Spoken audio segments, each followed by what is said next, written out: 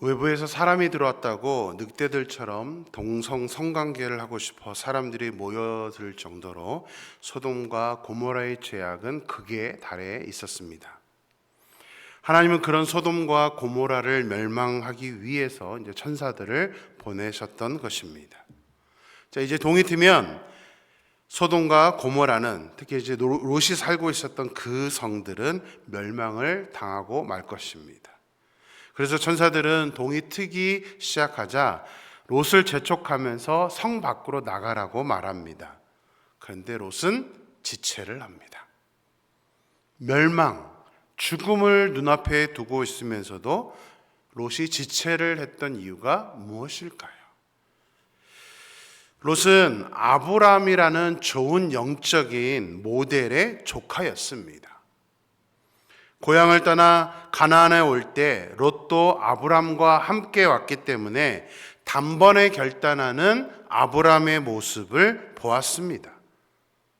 자, 네게브 땅에 도착했을 때 기근이 들어서 애굽으로 가긴 했지만, 거기에서도 가서 아내를 누이라 속이긴 했지만 하나님께서 약속하신 대로 복을 받아 나오게 되는 것도 목격을 했습니다. 그 복은 아브라함에게만 내린 것이 아닙니다. 롯도 자기 힘이 아니라 아브라함 때문에 복을 받아 풍요로워졌습니다. 너무 풍요로워져서 목자들이 다툼을 해서 서로 헤어져야 할 때도 아브라함이 먼저 선택권을 주는, 그러니까 이 어떠한 선택이나 재산에 연연해하지 않는 그 아브라함의 모습을 롯은 잘 옆에서 지켜보았습니다. 그뿐만이 아니죠. 롯이 포로가 되었을 때도 겨우 318명의 사병만으로 북방 연합군과 전쟁을 해서 자기를 구출해 줄 정도로, 그것은 누가 보더라도 믿음의 결단이고 하나님께서 하신 승리라는 것을 롯도 잘 배웠을 것입니다.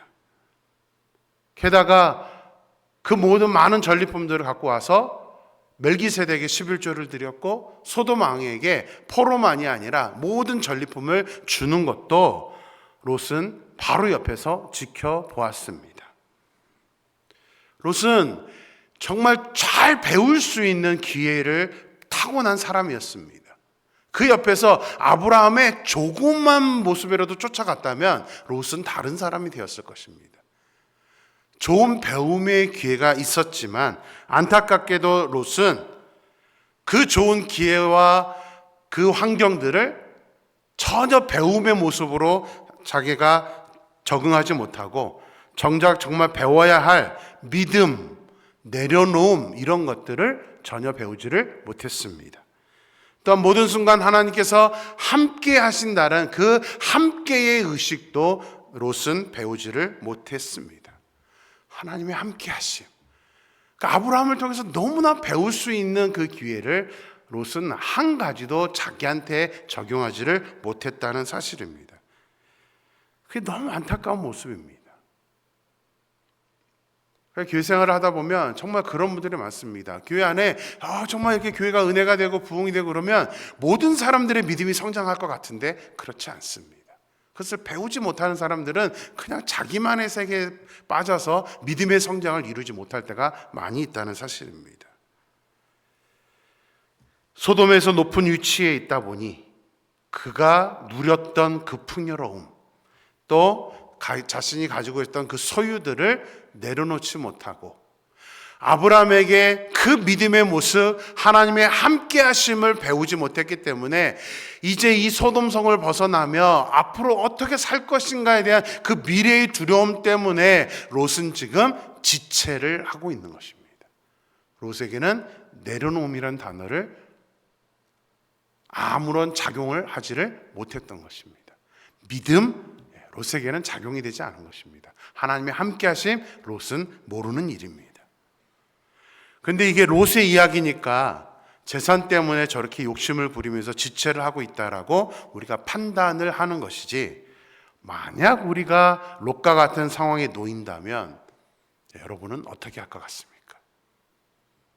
그 많은 재산들 멸망한다고 다 놓고 나올 수 있겠습니까? 재산, 물질 다 내려놓고 롯처럼 지체하지 않고 빨리 하나님께로 가는 것이 가능하다면 우리는 제대로 된 믿음을 가진 사람이 될 것입니다. 사실 이런 말씀을 전할 때마다 저는 많이 두렵습니다. 창세기 순서대로 말씀을 전하다 보니 주어진 본문이기 때문에 설교를 하게 되지만 저 역시 제가 과연 이 롯의 상황이 된다면 그냥 정말 순종하면서 내려놓고 나올 수 있을까? 여기에 대한 의심이 생기기 때문입니다. 제가 신학대원에 가서 이제 목회자가 되기로 결심을 하기 직전에 저희 교회에서 이제 외부 강사를 모시고 재직 세미나를 했었습니다. 그때 강사 목사님이 하신 설교를 저는 아직도 생생하게 기억하고 있습니다. 왜냐하면 그 말씀이 저에게 너무나 큰 도전과 결단을 주었기 때문입니다. 특히 야고보서 3장 1절 말씀을 이 목사님이 주제로 설교를 하셨는데 이 야고보서 3장 1절 말씀이 너무나 저에게는 저의 인생에 어떤 방향을 주는 그런 귀한 말씀으로 지금도 갖고 있을 정도로 그때 너무 큰 충격과 도전을 받았습니다. 우리 야고보서 3장 1절 말씀 같이 한번 읽어보겠습니다. 같이 읽습니다. 내 형제들아 너희는 선생된 우리가 더 큰 심판을 받을 줄 알고 선생이 많이 되지 말라. 강사 목사님은 목회자가 되기로 했을 때, 본인이 이제 목회자가 되기로 했을 때에 본인이 목회자로 올바로 살지 않으면 자신이 더 큰 심판을 받을 것이라는 그런 두려움이 있어서 하나님 앞에 그렇게 서원을 했다고 합니다. 하나님, 제가 앞으로 제가 지킬 수 있는 말씀만 가지고 설교를 하게 해달라고 그렇게 소원을 했다고 합니다. 근데 그렇게 결심을 하고 나서 이제 담임 목사가 됐는데 설교할 게 없더래요. 본인도 못 지키니까 이거를 자기도 못 지키면서 사람들한테, 성도님들한테 이렇게 사십시오라고 설교를 하기가 어려웠다라고 합니다. 하지만 그런 어떤 두려움이 있다 보니까 정말 말씀대로 살려고 노력하면서 하나님 앞에 자기가 지킬 수 있는 말씀을 설교하려고 노력을 하다 보니까 이제 시간이 흐르면서 점점 더 많은 설교를 할 수 있게 되었다고 그렇게 간증을 하셨습니다. 저도 그때 이제 막 신학교를 가려고 이제 이미 합격하고 이제 얼마 안 남은 상태였기 때문에 저도 그때부터 하나님 앞에 서원했던 게 바로 똑같은 모습이었습니다. 그래서 특히 야고보서 3장 1절 말씀을 저는 지금도 자주 떠올립니다. 내 형제들아 너희는 선생된 우리가 더 큰 심판을 받을 줄 알고 선생이 많이 되지 말라. 여기서 선생이라는 것은 목회자에게만 해당되는 말씀이 아닙니다. 우리 유치부든 초등부든 청소년부든 우리 교사들 잘 생각해 보세요. 우리 아이들한테 뭐라고 가르칩니까? 성경을 가지고 여러분 이렇게 살아야 돼요 라고 설교하잖아요. 여러분 예배는 이렇게 열심히 드려야 되는 거예요 라고 우리 가르치잖아요. 근데 문제는 내가 예배를 안 드리는데 이게 문제라는 겁니다. 이래서 선생이 되면 좋은 점도 있습니다. 내가 그렇게 가르치다 보니까 나에게 먼저 적용을 하려는 마음이 일어나게 됩니다. 이 의식이 없다면 사실은 무서운 겁니다. 여기서 선생들은 교회의 모든 직분자도 포함이 됩니다. 시간이 흐르면서 우리가 집사가 되고 권사가 되고 장로가 됩니다. 하나님은 리더들과 일반 성도들을 동일한 기준으로 대하지 않습니다. 그래서 막 직분 갖고 싶어 하는 분들 보면 저는 되게 좀 이렇게 마음속에서 무거움이 있습니다. 아니, 야고보서 3장 1절을 저는 너무나 잘 알기 때문에 왜 굳이 저렇게 직분을 가지려고 할까? 먼저 심판을 받거든요. 그 직분에 걸맞는 행동, 그 직분에 걸맞는 믿음의 성장이 있지 않으면 우리는 먼저 심판을 받기 때문에 두려워해야 됩니다. 제가 그렇게 해서 목회자가 될 때 너무나 두려워했던 이유가 저 말씀 때문입니다. 단순히 심판이 두려워서가 아니라 우리는 하나님의 자녀가 되었다는 그 사실 때문에 우리는 더욱더 하나님의 자녀다운 삶을 살아야 된다라고 우리는 생각을 해야 됩니다. 롯과 같이 심판이 내려지는 그 상황에서도 재물에 대한 미련을 내려놓지 못하고 지체를 하는 사람이 되지 않도록 저와 여러분이 내려놓음, 또 하나님이 함께 하심, 또 믿음의 모습을 잘 배워서 지금 우리 교회를 우리가 우리 임마누엘 교회에서 신앙생활하면서 신앙이 좋은 사람들의 모습을 우리가 잘 배워서 저와 여러분이 아브라함과 같이 그 믿음의 조상다운 모습으로 살아가는, 롯의 이 어리석은 모습이 아니라 정말 믿음의 조상다운 그 믿음의 축복의 사람으로서 살아갈 수 있는 저와 여러분이 되기를 주님의 이름으로 축원합니다. 자, 우리 16절 말씀 같이 보겠습니다. 16절 같이 읽을까요? 그러나 롯이 지체함에 그 사람들이 롯의 손과 그 아내의 손과 두 딸의 손을 잡아 인도하여 성 밖에 두니 여호와께서 그에게 자비를 더하심이었더라. 자, 롯이 이제 동이 터서 멸망할 시간이 다가오는데도 지체를 하고 있으니까 이제 천사들이 더 이상은 안 되겠다 싶어서 16절에 보면 뭐라고 되어 있습니까? 아내의 손과 두 딸의 손을 잡아 인도하여 성 밖에 두었다 그랬습니다. 제가 보기엔 그냥 끌어다가 이렇게 성 밖으로 끌고 나갔던 것 같습니다. 어쩔 수 없어서 강제적으로 지금 성 밖으로 이끌어내고 있습니다. 미련을, 재산에 대한 그 미련을 버리지 못하는 사람들임에도 불구하고 하나님은 그들을 포기하지 않으시고, 우리 16절 마지막 뒤에 있는 말씀처럼 그에게 자비를 더하심이었더라. 모습만 보면 안타깝지만 그들에게 하나님은 자비를 더하여 주셔서 그들을 성 밖으로 이끌어냈던 것입니다. 천사들은 롯의 가족에게 뒤를 돌아보거나 하지 말고 또 들에 머물지도 말고 산으로 도망하여 멸망함을 면하라고 말을 합니다. 자, 롯이 어떻게 반응을 하는지 아십니까? 18절 말씀 같이 보겠습니다. 같이 읽을까요? 롯이 그들에게 이르되 내 주여 그리 마옵소서.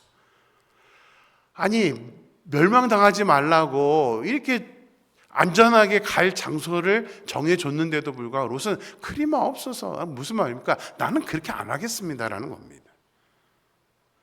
롯은 지체하는 것도 모자라 지금 불순종하고 있는 겁니다.